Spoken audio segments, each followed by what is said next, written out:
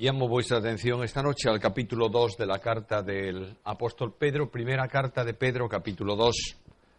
Y dentro de ese capítulo selecciono los versículos 1 al 9.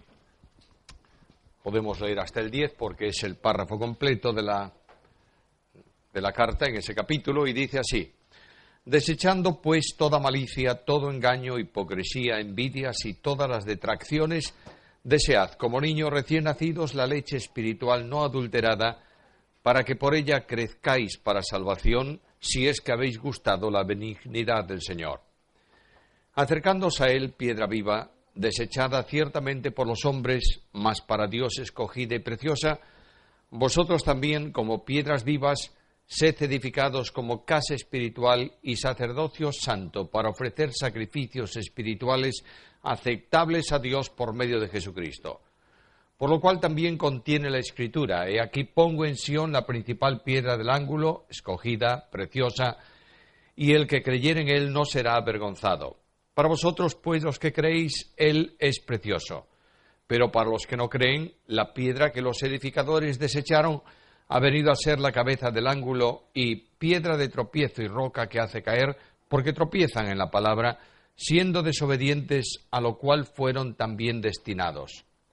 Mas vosotros sois linaje escogido, real sacerdocio, nación santa, pueblo adquirido por Dios, para que anunciéis las virtudes de aquel que os llamó de las tinieblas a su luz admirable. Vosotros, que en otro tiempo no erais pueblo, pero que ahora sois pueblo de Dios, que en otro tiempo no habíais alcanzado misericordia, pero ahora habéis alcanzado misericordia.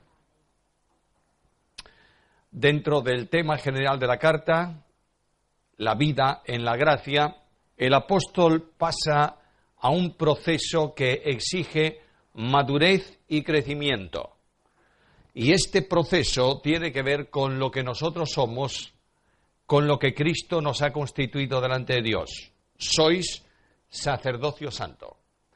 Los sacerdotes en el Antiguo Testamento requerían un periodo de preparación y no podían ministrar hasta que cumplían la edad sacerdotal. Luego, a los 50 años, se retiraban. Yo creo que debiéramos estar incluidos en ese ritmo. A los 50 años nos retiramos del ministerio y descansamos nosotros y descansa la Iglesia también.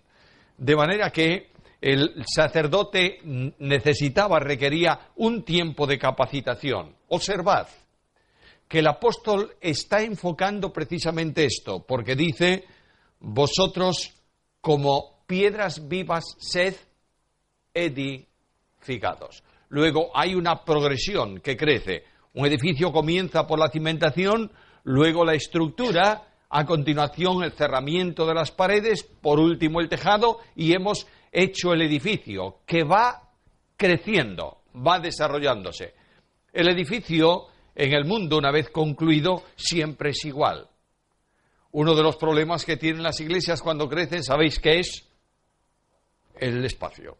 No hay espacio, y cuando no hay espacio, hay que agrandar el espacio necesariamente, porque si no, la gente comienza a dejar de asistir. ¿Por qué? Porque está tan lleno que es incómodo encontrar un sitio. De manera que hay que procurar un lugar mayor. Dejadme un paréntesis. Estoy convencido, absolutamente convencido, que la iglesia del siglo XXI tiene que ser una iglesia grande en nuestra sociedad, para que llame la atención de la sociedad, no hacia ella, sino hacia Cristo, pero indudablemente hacia ella. Una iglesia chiquita metida en un rincón cualquiera de cualquier ciudad de España no tiene posibilidades de desarrollo o de impacto en nuestra sociedad.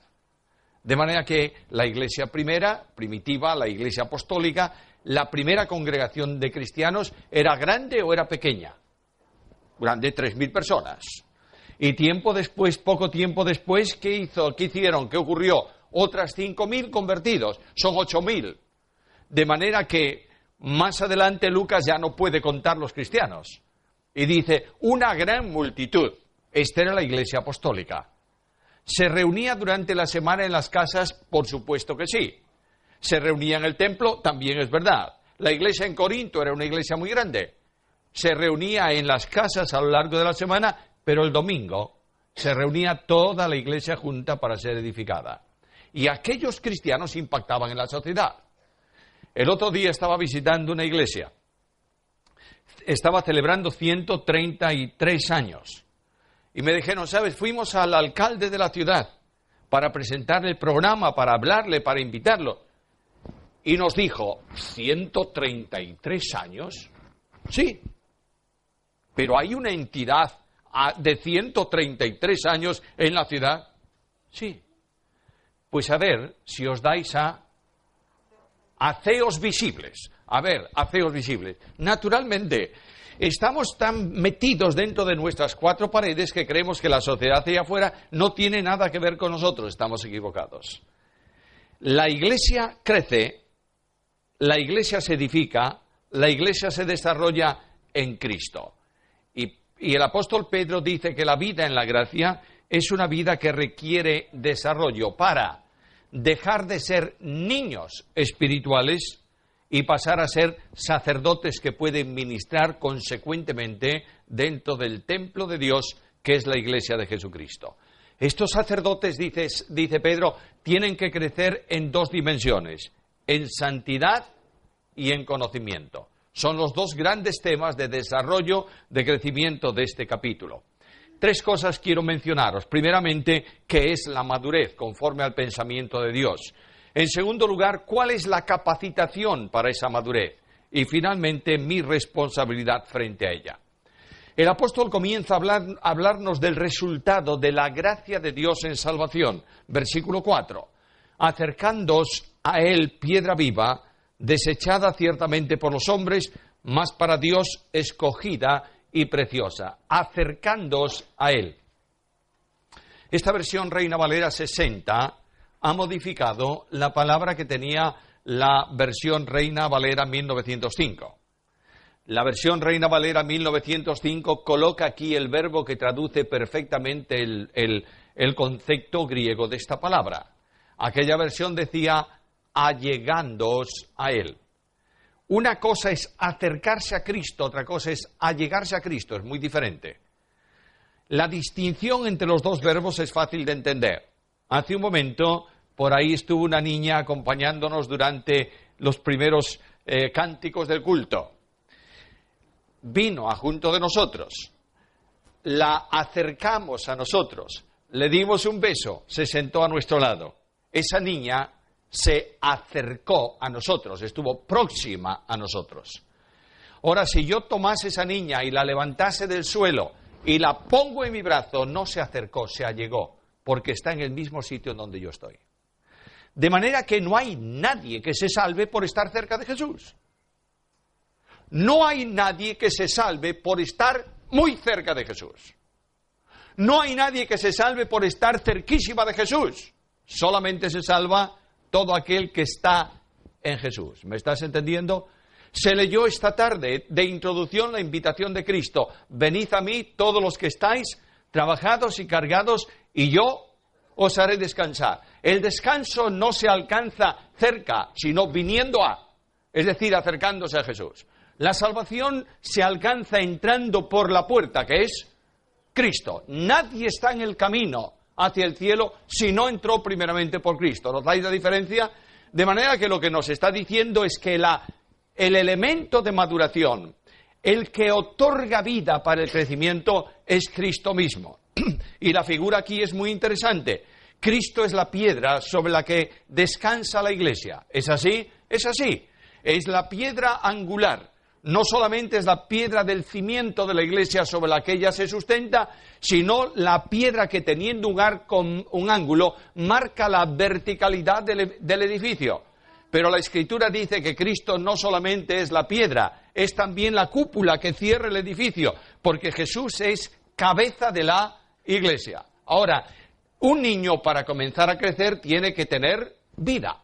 De manera que Pedro nos dice que la vida eterna se adquiere por contacto con Cristo.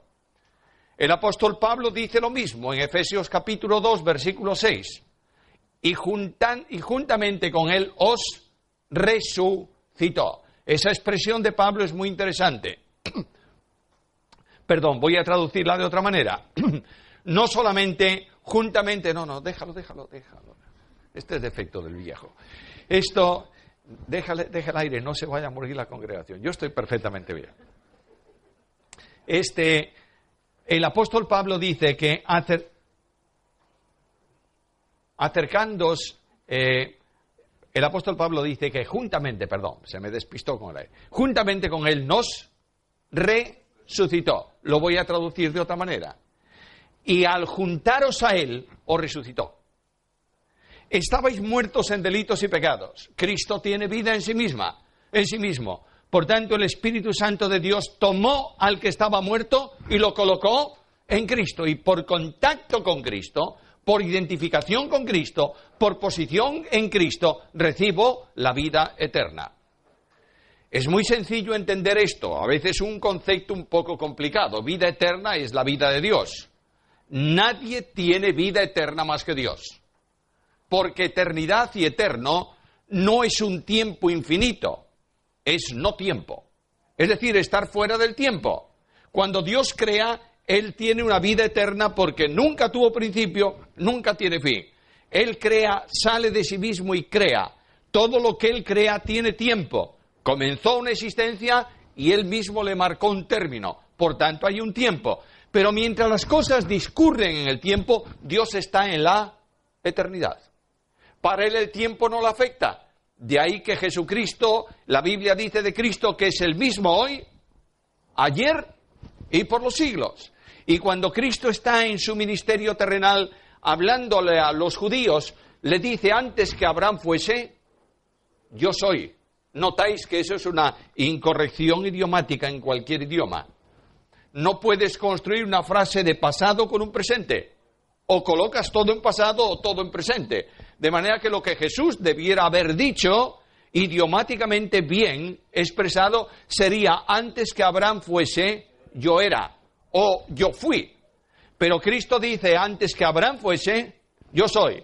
Abraham comenzó un tiempo de su historia y concluyó su historia. Pero cuando él comenzó, yo existía.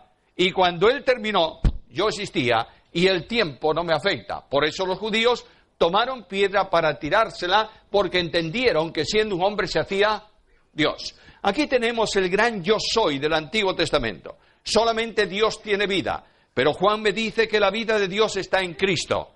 En Él estaba la vida. De manera que cuando yo creo en Cristo y el Espíritu me coloca en Cristo, la vida eterna de Dios se me comunica por medio de Jesucristo. Y la vida mía deja de ser una vida temporal o una vida perpetua para pasar a ser una vida eterna. Tengo vida eterna porque estoy viviendo la vida de Dios en Jesucristo. Claro está, no la vida incomunicable de Dios. Nunca podré ser omnipotente, ¿verdad? No, ningún cristiano es omnipotente. Ni omnipresente, tampoco. Ni omnisciente, tampoco. Esas son perfecciones que solo Dios puede tener. ¿Pero Dios es amor? Sí. ¿Dios es misericordia? Todos esos atributos comunicables me los da a mí y yo soy participante de la divina naturaleza. Tengo la vida eterna de Dios. Disfruto de esa vida y discurro en ella. Ahora el apóstol dice, ese es el principio. La piedra muerta por ser puesta sobre la piedra viva tiene vida. Por vinculación con Jesucristo. Ahora esta piedra que es Cristo y que es viva porque resucitó, es la que comunica vida y la que produce o permite el crecimiento espiritual. Cuando nace un niño, no sé si observáis esto, los niños tienen una cabeza desproporcionada a su cuerpo. Su cabeza es en volumen mucho mayor que lo que necesita el cuerpo, ¿verdad? Ahora va creciendo y a medida que crece, la cabeza va adquiriendo una dimensión, el cuerpo, una dimensión proporcional a la cabeza. Empiezan a andar. Están mucho más tiempo los niños en el suelo que de pie. Van andando y caen al suelo. ¿Por qué? Porque su cabeza sigue pesando mucho. A medida que va creciendo ese niño, no a veces decimos es que no sabe dar ni unos pasos, no, es que está desequilibrado. Entonces, a medida que va pasando el tiempo, el cuerpo va desarrollándose y se hace proporcional a la cabeza. La Iglesia también. La cabeza es infinita, es absoluta, es Cristo. Y lo que pide el Espíritu es que la Iglesia vaya creciendo para ser proporcional a esa cabeza. Esta es la vinculación, el desarrollo que el apóstol presenta aquí. Ahora, ¿cuál es el resultado? Versículo 5, la primera parte del versículo 5. Vosotros también, como piedras vivas, sed edificados. Esta palabra sed edificados tiene que ver, está vinculada con desarrollo. Desarrollad, creced, alcanzad la madurez. El propósito de Dios para nosotros es indiscutiblemente definitivo.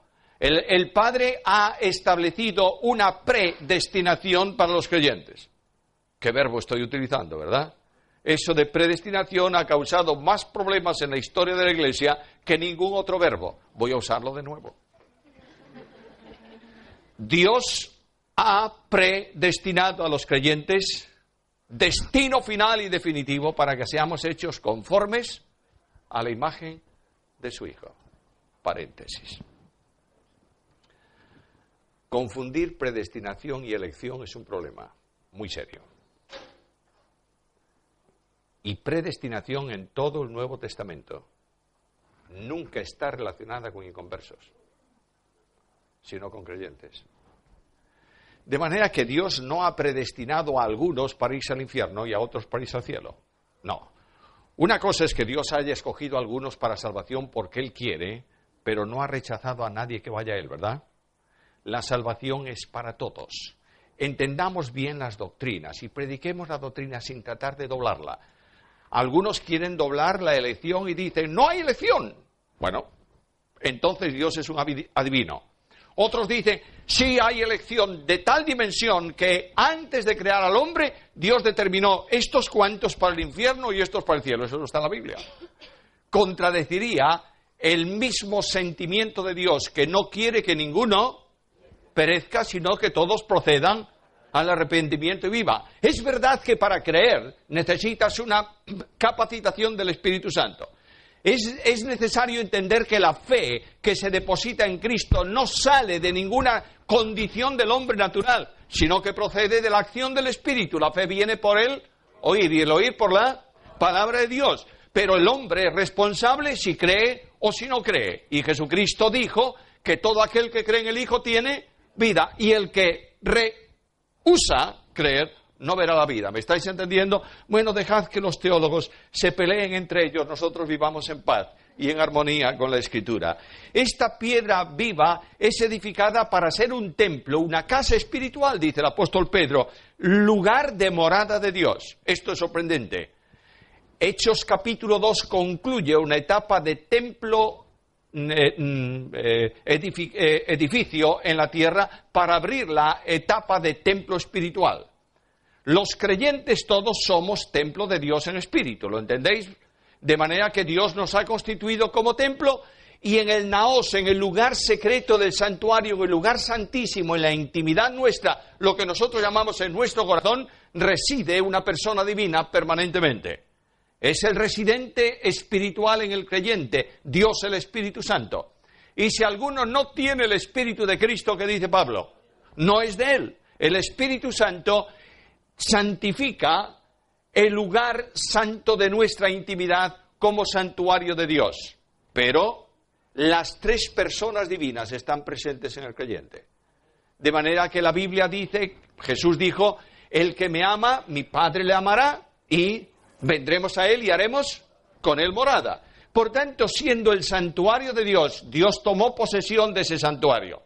El santuario de Dios tiene que crecer a la dimensión moral y de conocimiento que corresponde al Dios que está en el santuario. ¿Me estáis siguiendo?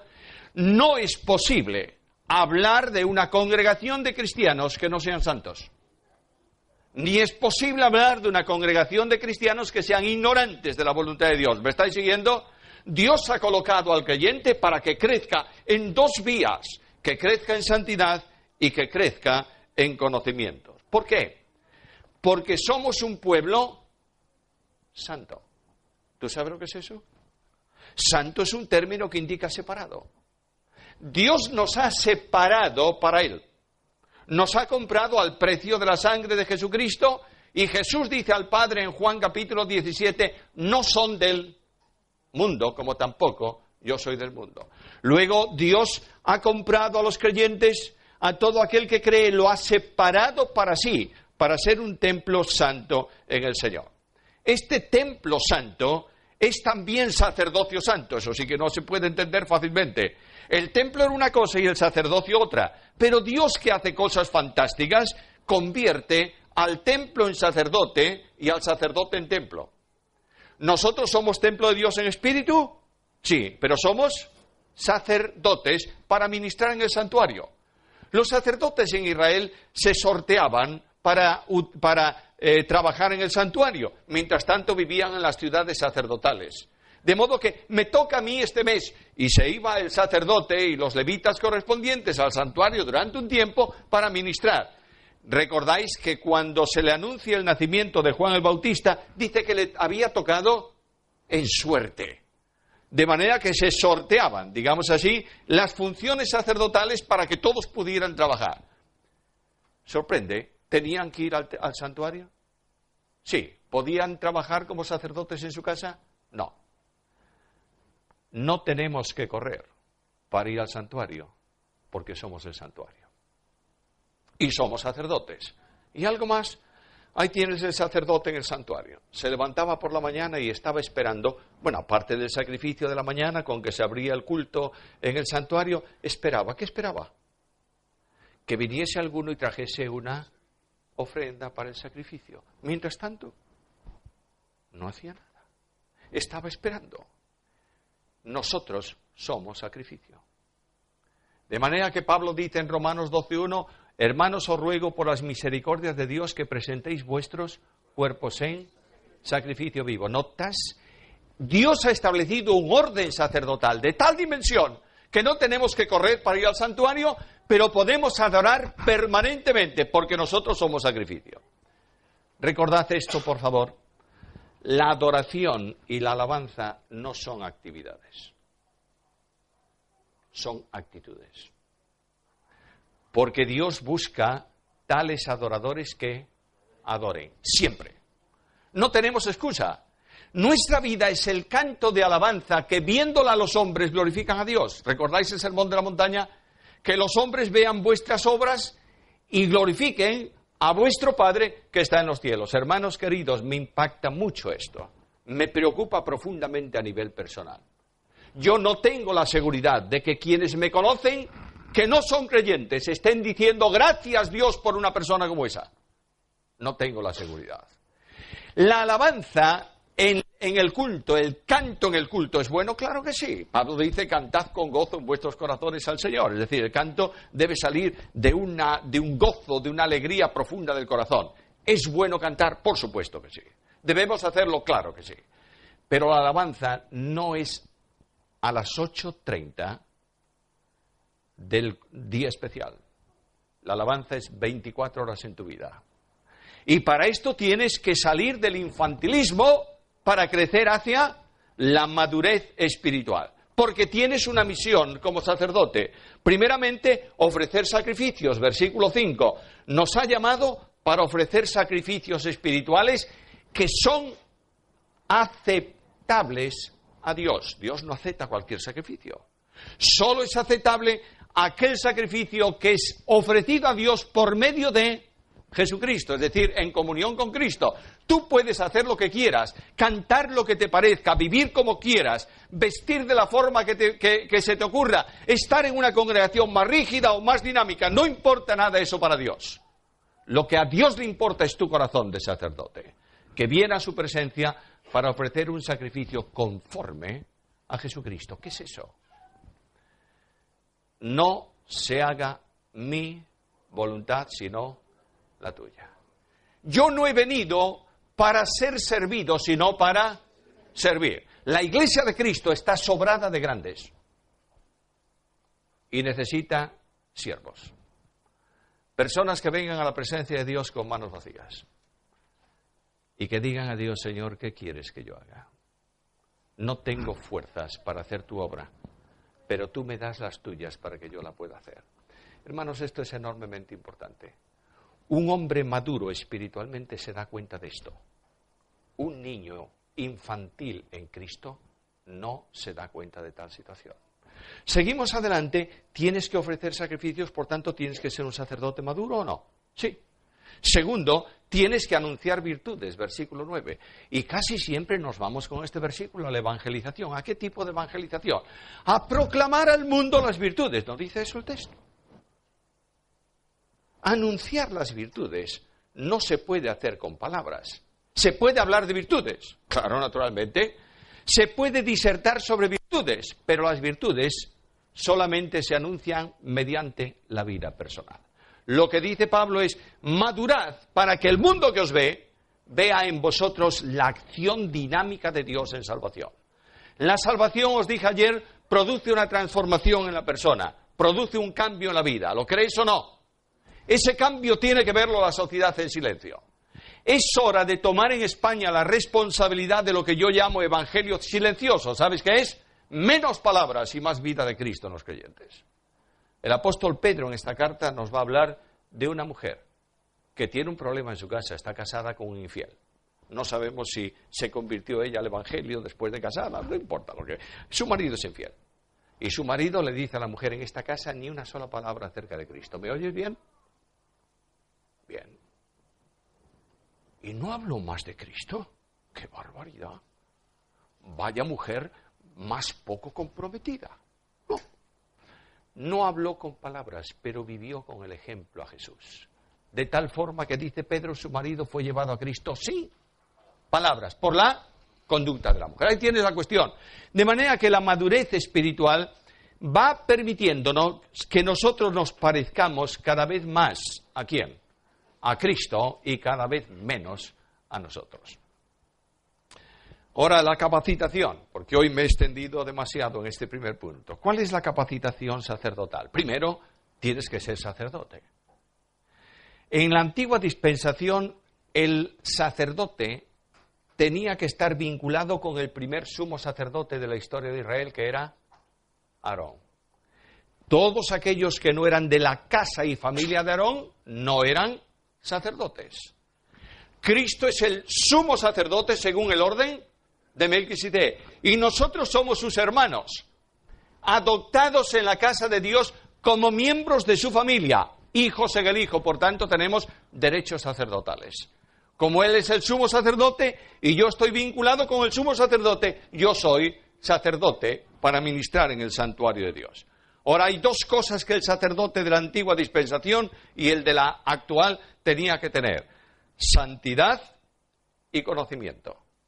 ¿Sabes por qué tenían que tener conocimiento? Porque cuando había algún caso difícil que resolver por parte de los jueces, ¿a quién iban a preguntarle? Al sacerdote. Y dice la Escritura que de los labios del sacerdote procede, es decir, está la expresión de la ley. Tú y yo también tenemos que ser ejemplo en esto, capaces de dar no mi parecer, sino el parecer de Dios a través de la palabra. No vale que yo pienso que. A veces viene una persona a preguntar algo pastoralmente y me dice: oye, ¿qué te parece que debo hacer? Siempre o casi siempre le digo: a mí no me parece nada. Ahora veamos qué dice la Biblia sobre esto que tú piensas. ¿Notas esta la diferencia? Hay muchos me parece en la Iglesia de Cristo, pero es necesario saber cuál es el parecer de Dios. Por tanto, tiene que tener conocimiento, pero tiene que vivir en santidad. Sed santos porque yo soy santo. Ahora, el cristiano está llamado, según Pedro, a madurar en la santidad mediante un ejercicio personal, desechar elementos que contaminan. Mira el versículo 1. Desechando, pues, toda malicia. La primera cuestión es dejar la malicia. La malicia es literalmente el corazón malo. Malicia es la inclinación para hacer daño al prójimo, es lo opuesto al infantil. El niñito no busca hacerle daño. Bueno, es muy traste a veces, pero no tiene ese odio contra otro. Es decir, no piensa: ¿cómo voy a cargarme yo a este? No, simplemente es egoísta, no presta la pelota, se enfada con... Esto es típico de niños, pero lo que no tienen ellos es maldad.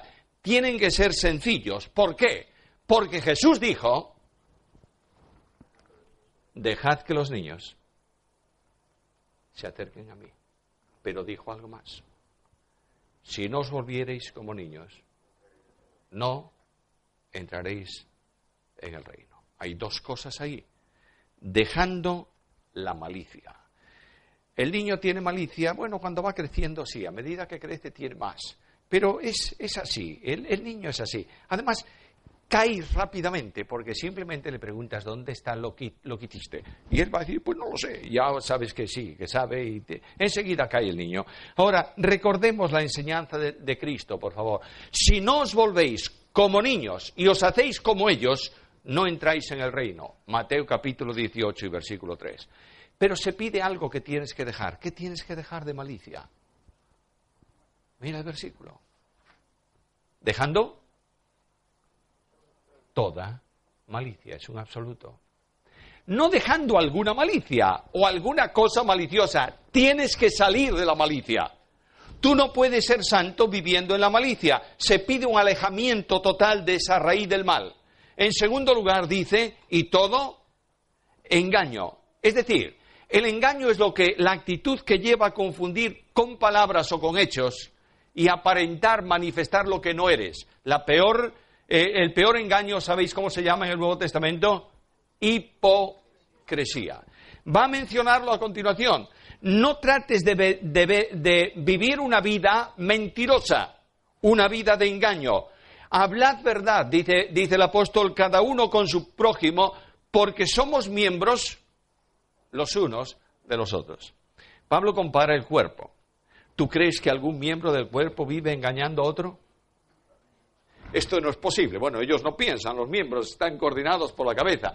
Pero fíjate que cada miembro está dispuesto a ceder de sus derechos para apoyar la debilidad de otro. Tú sales de tu automóvil y no sacaste rápidamente la mano de la puerta, y es ese coche que tiene las puertas en punta, cerraste la puerta y ¿qué pasó? El dedo quedó entre la puerta y la carrocería. Y la otra mano se ríe y dice, mira lo que pasó, fíjate tú. Lo que hace inmediatamente es echarle mano al dedo, lo coloca ahí para protegerlo. ¿Te das cuenta de esto? Naturalmente, no seas engañoso, no digas yo amo, si eres incapaz de pensar primeramente en los otros antes de pensar en ti. Es muy fácil decir te amo.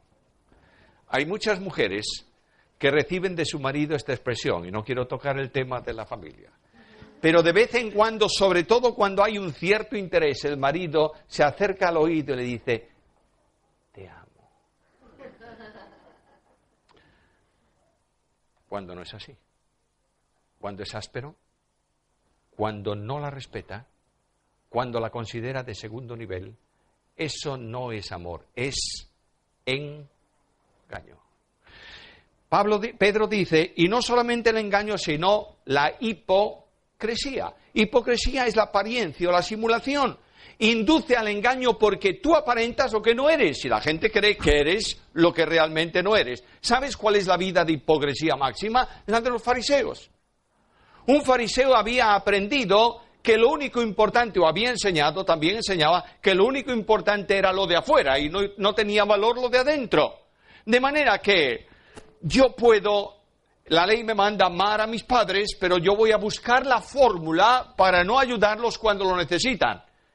Y digo a Dios, mira, todo cuanto podía dar a mis padres, te lo doy a ti para el templo. Y cuando el padre viene y dice, ¿me puedes echar una mano? El hijo le dice, papá, lo siento mucho, pero todo cuanto tenía para ayudarte corresponde al servicio del santuario. Hipócrita. Falsificador de la ley. El legalismo religioso es la mayor hipocresía de los cristianos. Ahí tienes, estoy trabajando en la epístola a Gálatas. El gran problema de Gálatas se llama los judaizantes. Pablo predica el Evangelio y dice, si el Hijo os libertare seréis verdaderamente libres. Y detrás de eso vienen los judaizantes diciendo, para ser verdaderamente libre en Cristo tienes que circuncidarte y guardar la ley. Esta especie en extinción no se extingue. continúa en el tiempo. De manera que el pueblo de Dios es liberado por Dios y los hombres cargan sobre el pueblo de Dios sistemas, costumbres, tradiciones, no sé lo qué, para que el creyente no sea libre, para generar en el corazón del creyente una sensación de pecado cuando no hay pecado, enseñándote que si no haces esto no eres un buen creyente. Eso se llama hipocresía. Y los mayores problemas de santidad y de amor están en este tipo de hipocresía. De ahí que Pablo diga en la carta a los Gálatas, estad firmes en la libertad con que Cristo os hizo libres. Y Pedro dice, ¿tú quieres seguir madurando en santidad? Tienes que dejar la envidia, en plural. Envidias. ¿Qué es la envidia? La envidia es la forma típica de inmadurez de un niño. ¿Qué es lo que quiere un niño? Lo que tiene otro. Tú quieres armar un lío, júntate 4 o 5 niños y dale una pelota. Y le dice, toma, automáticamente todos quieren la pelota. ¿Por qué? Porque envidian lo que tiene el otro porque son infantiles. Ahora, la envidia es una de las manifestaciones propias de la carne. En Gálatas capítulo 5, versículo 21, leemos que las obras de la carne son adulterio, fornicación, inmundicia, hechicería, hipocresía, idolatría, envidias, pleitos, celos, iras, contiendas, disensiones. ¿Notáis esto? De manera que la carne reduce la potencialidad espiritual del creyente. Lo contrario, la vida cristiana es el desinterés de amor sin condiciones. ¿Por qué? Porque os habéis allegado a Él, que es piedra viva. Y Cristo no vino a buscar lo suyo, sino a buscar lo tuyo y lo mío. Por eso Cristo establece como ejemplo visible de la Iglesia el amor, no la doctrina. No digo, entenderlo bien, no digo que sea poco importante la doctrina, es muy importante. Yo digo que es vital, porque hay que madurar en el conocimiento. Pero quiero deciros que lo que distingue al creyente es la capacidad de amar. ¿A quién? ¿A los hermanos? Al prójimo. A los enemigos. Si tú no eres capaz de amar sin condiciones, eres un inmaduro, por lo menos. Y si no eres capaz de amar a otros, tienes que preguntarte si has nacido de nuevo. ¿Qué más dice? Pero claro, las envidias, este es un mal gravísimo. Yo conozco grandes hombres de Dios en la historia de la Iglesia que por ser grandes fueron envidiados de los que no eran grandes. Y estos han hablado mal, han difamado, han mentido con un objeto. ¿Cuál es el propósito? Sacarlo a él para ponerme yo. Esta es la cuestión. De manera que el afecto entrañable te lleva a amar a tus hermanos con los dones que ellos tienen, glorificando a Dios que se los dio. ¿Entiendes esto? Y todo esto es para beneficio de la Iglesia, para edificación del cuerpo de Cristo. Detracciones. Detracciones tiene que ver con el modo de hablar, tiene que ver con los chismes, tiene que ver con la murmuración. Es el mismo concepto bíblico. Santiago dice, no murmuréis los unos de los otros. Esa palabra en castellano, murmurar, tiene otra de la misma raíz que es murmullo. ¿Sabéis lo que es el murmullo? Vas a un bosque y de pronto dices, escucha, y sientes, por ahí hay un río. Hay un murmullo de agua. El murmurador siempre habla en murmullo. Se acerca a ti con todo afecto, entre comillas, pone una mano por encima de tu hombro y se acerca con su boca a tu oreja y te dice, ¿sabes qué? Detrás del ¿sabes qué? Viene toda esta perversidad de detracciones. El murmurador nunca habla para levantar al otro, habla siempre para destruir al otro. De manera que la Biblia, en la ley de Dios, establece un mandamiento que dice, no andarás chismeando en medio de tu pueblo. Lo dice en Levítico capítulo 19, versículo 16. Todo aquel que murmura de su hermano y juzga a su hermano, murmura de la ley y juzga a la ley. Tenéis que tener mucho cuidado, tengo que tener mucho cuidado. Una conversación que no sea edificante no puede ser oída. por una persona que está madurando delante del Señor. No hay boca murmuradora si no hay oído que oye la murmuración. Imagínate que viene una persona y pide la llave del local. ¿Y para qué la quieres? Porque mañana a las 4:30 de la tarde tengo que hacer algo en el local. Le deja la llave y entra aquí. ¿Quién hay aquí? Nadie. Y él se pone a hablar mal de Juan o de Pedro aquí adentro. Si tú estás por ahí y lo oyes, dices, este hombre perdió el juicio. Porque ¿cómo va a hablar mal de quién? Naturalmente que sí. El gran problema es que el murmurador necesita a alguien que apoye su murmuración. Y tanto pecado tiene el que habla como el que oye. Cuando alguien venga a decirte algo de otro, si no es para edificación, dile, para un momento. Es un problema del hermano, venga el hermano. Y es un problema espiritual del hermano, vengan los líderes de la iglesia y el hermano. Y ahora tú testifica, a mí no me importa qué ocurre con tu hermano. ¿Te das cuenta de eso? Vamos madurando en santidad, pero vamos madurando en conocimiento. Versículo 2. Desead como niños recién nacidos la leche espiritual. Un niño lo que quiere es leche. Desde el principio, bueno, los mayores también dicen que los hombres somos los únicos mamíferos que seguimos tomando leche cuando somos mayores. Bueno, está muy bien. Pero lo que sí tienes que saber muy bien es que un niño pequeño lo primero que pide es comer. Y lo que tienes que darle a un niño, ¿qué es? Leche. Y el apóstol dice que es la leche espiritual no adulterada. Es decir, la adulteración es una forma de engaño. Muchas veces yo quisiera que la Biblia dijera lo que yo pienso, no lo que dice. Muchas veces yo quisiera que la Biblia dijera lo que se ajusta a mi forma teológica de pensar las cosas, pero no es así. Lo que tengo que dar yo permanentemente no es mi palabra, sino su palabra. Escucha lo que dice Cristo en el Evangelio según Juan, capítulo 17, en un largo párrafo de esa oración. La palabra que me diste, les he dado. Yo les he dado tu palabra y el mundo los aborreció. De manera que Cristo se limitó a transmitir a los hombres, ¿qué cosa? La palabra eterna de Dios. Hermanos amados, a la Biblia hay que ir sin condiciones. Y hay que preguntarle qué es lo que tú dices en tu palabra, no lo que yo quisiera que tú dijeses en ella. Se van progresando en la enseñanza bíblica y esto es vital. No va a haber crecimiento de iglesia sin Biblia. ¿Me estáis entendiendo? No va a haber sanidad espiritual sin Biblia. No hay posibilidad de que la iglesia avance si no hay enseñanza sistemática de la palabra. La mayor calamidad que puede tener una iglesia, ¿sabes qué es? Infantiles. Niños en Cristo. Esto no significa que sean jovencitos. No. O que puede ser un infantil, un hombre que ha recibido a Cristo hace 50 años, pero no ha progresado en la palabra. Es un infantil.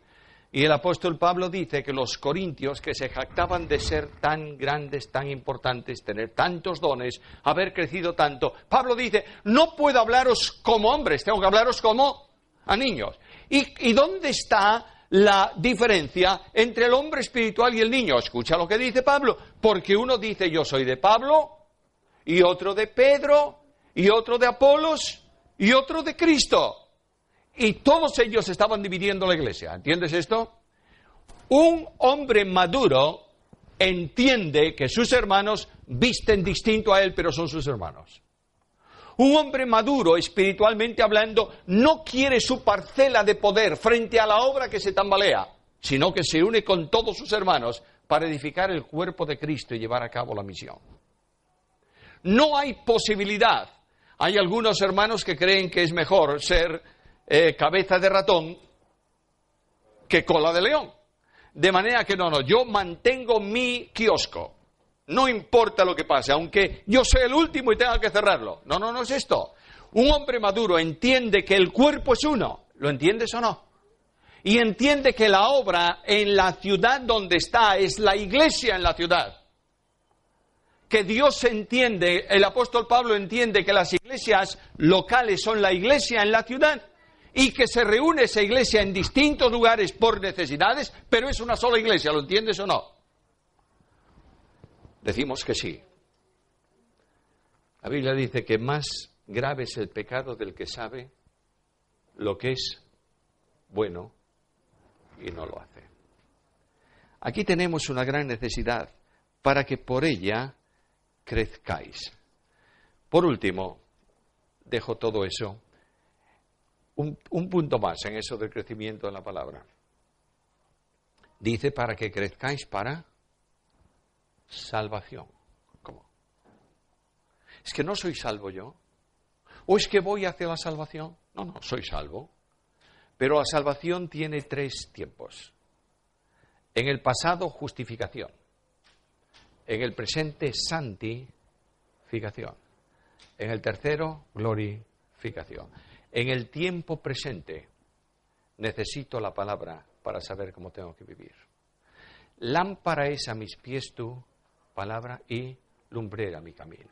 ¿Con qué limpiará el joven su camino? Con guardar tu palabra. En mi corazón he guardado tus dichos para no pecar contra ti. ¿Te das cuenta? La palabra está vinculada a la vida de santidad y al crecimiento en santidad. No puedes entender lo que es vida cristiana conforme a Dios si no escuchas a Dios hablando a tu vida.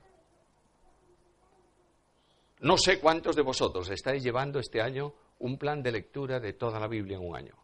No quiero que levanten nadie las manos. Es asunto entre vosotros y el Señor. Pero no hay duda alguna que hay muchos creyentes que hay porciones de la Escritura que no han leído nunca. Y el apóstol dice que toda la palabra es inspirada por toda y útil para enseñar, redarguir, corregir, instruir en justicia, a fin de que el hombre de Dios sea enteramente preparado, maduro para toda buena obra. ¿Crees que el corazón tuyo y mío es engañoso? Escucha lo que dice el escritor de la carta a los Hebreos. La palabra de Dios es viva y eficaz, y más cortante que toda espada de 2 filos, que penetra y discierne los pensamientos y las intenciones del corazón. Tú puedes tener una buena intención, pero puedes tener un mal pensamiento. No sé si me estás siguiendo. Te pongo un ejemplo y voy al último punto y terminamos. David tiene que llevar el arca de donde estaba a una tienda nueva que él había hecho. ¿Recuerdas la historia, verdad? Y David dice, no, este es un día de gloria para Dios, por tanto, se saca el vestido real, manto real, un efod de lino, y David va caminando delante y cantando y danzando. Su mujer lo ve desde la ventana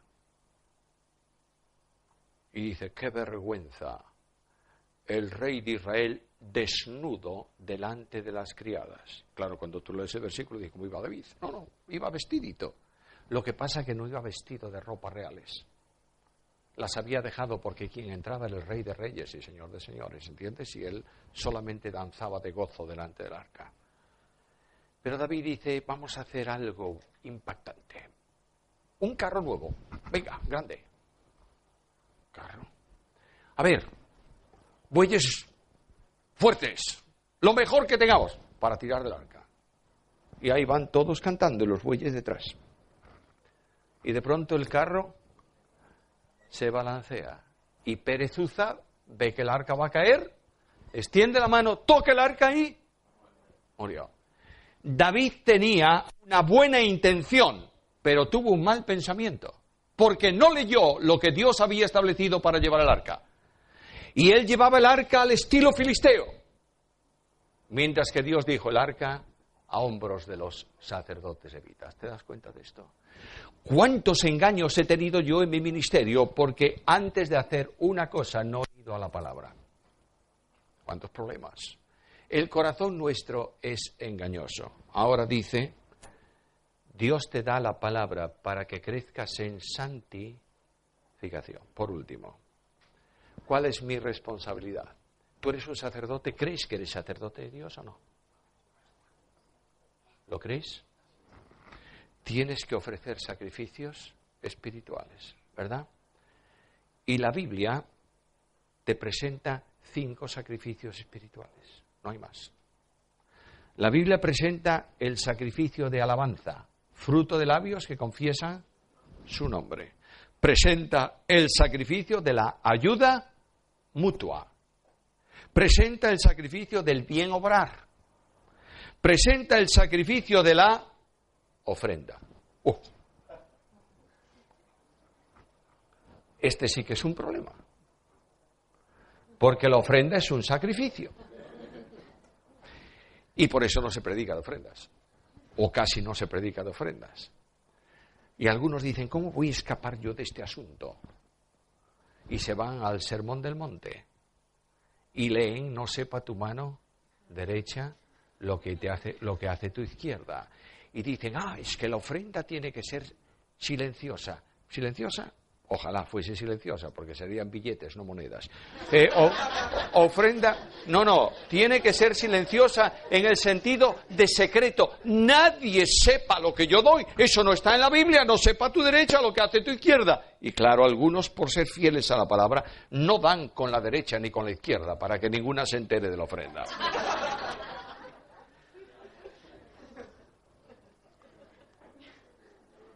Ofrendar, dice Pablo, conforme a lo que Dios os ha prosperado.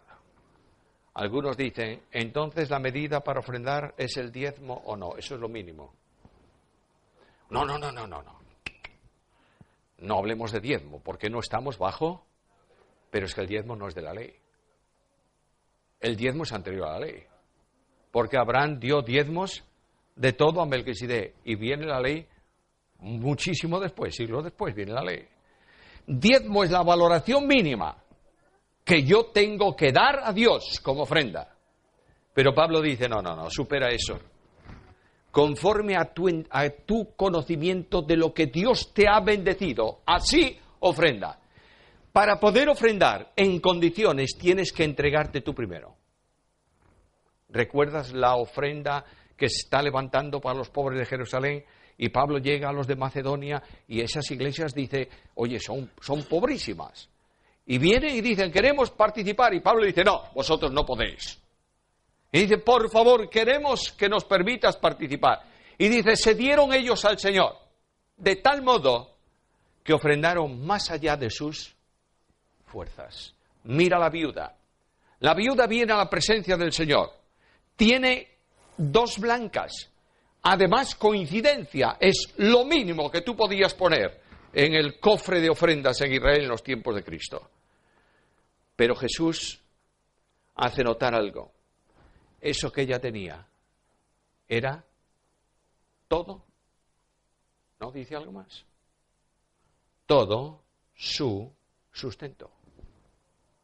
¿Sabe lo que quiere decir? Que todo cuanto ella tenía para comer eran 2 blancas.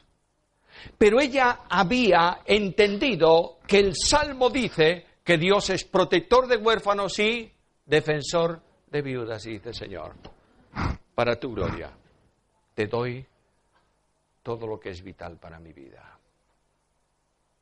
Esto es el camino de la ofrenda. ¿Estamos en una sociedad en crisis económica? Sí, pero todos tenemos más que 2 blancas. Y porque tú pongas en la ofrenda el domingo algo con conciencia delante de Dios, no quedarás arruinado. ¿Entiendes esto? Sacrificio de ofrenda y por último, ¿el sacrificio de qué? De la entrega personal. Os ruego que presentéis vuestros cuerpos en sacrificio vivo. A nosotros nos es muy fácil presentar el corazón y el espíritu. Te amo, Señor, con mi corazón. Levanto mis manos a ti. Levantas tus manos. Dices, ¿qué cristiano más importante? En lugar de el corazón, bueno, tienes que dar el corazón, pero además del corazón, tienes que hacer visible tu entrega con el cuerpo. No podemos quedarnos en otra cosa que ser cristianos. Dios nos ha llamado para seguir a Cristo, ¿lo creemos? Dios quiere que tú y yo sigamos al Señor. Seguir al Señor es seguirlo en la senda del compromiso, de la obediencia, de la santidad y de la entrega. Uno de los grandes matemáticos de este siglo pasado, en una universidad americana, le hacían una entrevista. Un día vino la prensa a la universidad para no sé qué, no me acuerdo qué cosa era, pero hizo una entrevista a todo cuanto enganchó por delante. Y venía el doctor y le dijeron: doctor, una pregunta, hoy no puede escaparse. Él nunca quería estar en la prensa, hoy no puede escaparse. Queremos hacer una pregunta. Le hicieron una pregunta sobre matemáticas. Y después el periodista le dijo: dígame, ¿qué es su mayor deseo? Ser premio Nobel es lo único que le falta a usted. ¿Qué es lo que usted quiere? Y dijo: pues mira una cosa, mi mayor deseo es simplemente ser cristiano. ¿Cómo ser cristiano? Dice: sí, ser cristiano significa hablar poco de Cristo y vivir a Cristo. Yo quiero ser así. Yo pido al Espíritu Santo de Dios que esta tarde, esta noche, al final de este tiempo, nos haga responder a cada uno de nosotros a este desafío bíblico. ¿Quieres ser cristiano? Tienes que caminar en el camino de la madurez espiritual.